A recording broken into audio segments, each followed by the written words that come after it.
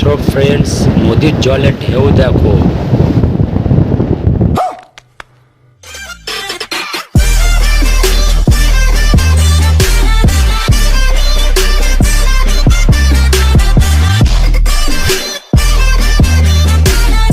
So friends, কেমন আছো? তো আশা করি সবাই ভালো আছো। তো ভালো থেকো। তো এসে গেছি আমি সমর দাস ব্লগ তোমাদের সামনে আবার নতুন ভিডিও নিয়ে। তো আজকে আমরা বেনাপুর নদীতে স্নান করতে যাচ্ছি। কারণ কেন? ভয়ঙ্কর জলের ঢেউ, তার সাথে ভয়ঙ্কর জোয়ার। সেই জন্যেই বিশেষ করে ওই জোয়ার জলটা দেখার জন্যই যাচ্ছি। তো তোমরা না দেখলে বিশ্বাস করতে পারবে না। তো চলো আমি তোমাদের দিকে স্টেপ বাই স্টেপ ওই জোয়ার জল এবং নদীতে স্নান করার ভিডিওটা দেখাবো। স্নান করতে পারবো কি না জানি না, তবু চেষ্টা করবো নদীতে স্নান করার। তো চলো আমি স্টেপ বাই স্টেপ তোমাদেরকে ভিডিও শ্যুট করে দেখাচ্ছি। তো চলো চলো 15 minutes later. ফ্রেন্ডস, আমরা ফাইনালি নদীর ধারে চান করতে এসেছি। কত জোয়ার জল হয়ে গেছে দেখো, ব্যাকগ্রাউন্ডে অবস্থা দেখো। তো আমরা বেনাপুর নদীর ধারে চান করতে এসেছি, সব অবস্থাটা শুধু দেখবে। তো কি অবস্থা দেখো, কাদা হয়ে গেছে। রিক্স আমরা যাচ্ছি, ফোন টোন নিয়ে ভিজে যাবে কিনা জানি না।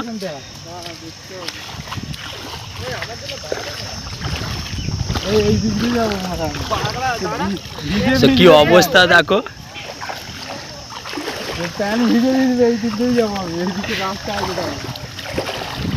আমাদের সুব্রতর অবস্থা হায় অবস্থা হায়।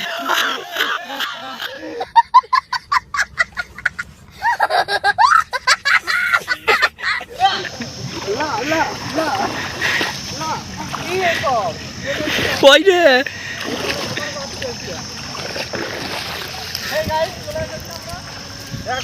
ফাইনালি অনেক কষ্ট আমরা পার হয়ে এসেছি নদীর জল পেরিয়ে। তো নদীতে যাই যে চান আরও করবো, জানি না কোথায় কি ফেসে গেলেও যেতে পারি। তো কি কাদা।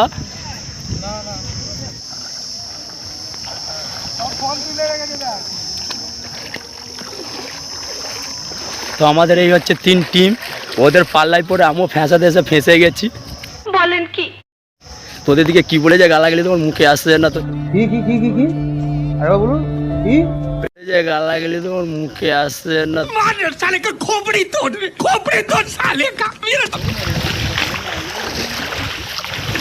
কি অবস্থা দেখো, আমরা কি রিক্সে রিক্সে এদের কেন তোমাদের পাল্লায় পরে পুরো ভুল করেছি।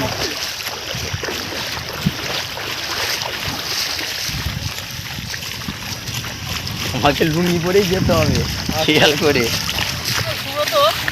যাওয়ার সময় হয়তো এগুলো পুরো ভর্তি হয়ে গেছে, তখন ভর্তি হবে, ভর্তি হয়ে যাবে। জোর জোর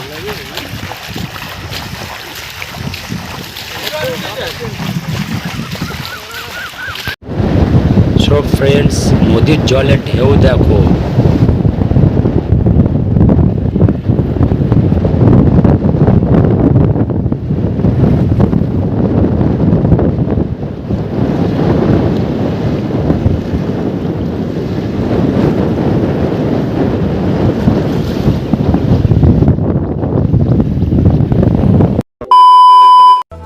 নদীর জল ছিল না,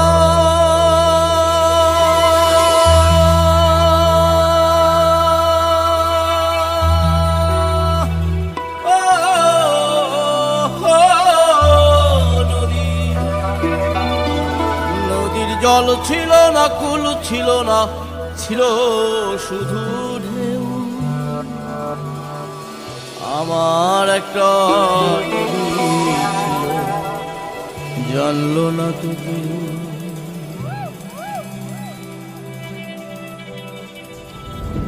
এইখানে এক নদী